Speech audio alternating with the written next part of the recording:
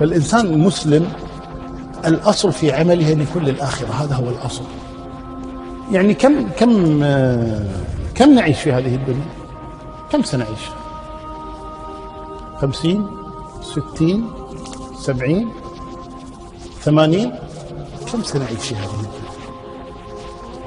وكم سنعيش في البرزخ؟ وكم سنعيش في الآخرة؟ العاقل يقدرها صح، هذا العاقل يقدرها صح. يعني الآن بالنسبة لي أعطيكم مثال، احنا الآن 1937 1437 صح؟ عثمان بن عفان استشهد سنة 36 من الهجرة، يعني آخر 35. طيب في ذي الحجة، يعني الآن كم صار له في قبره؟ 1400 سنة. 1400 سنة بحياة البرزخ. الآن إلى متى سيستمر في قبره؟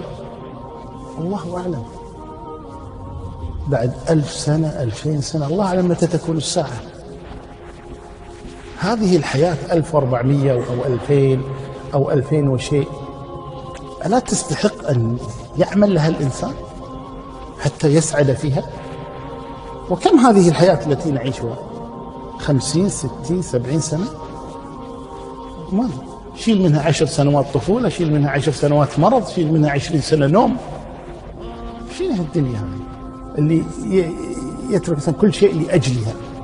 ثم تعال حياة الآخرة، الحياة الأبدية السرمدية الدائمة التي ليس بعدها موت، سواء كان في الجنة أو في النار. صلى الله يجعلنا وإياكم من أهل الجنة.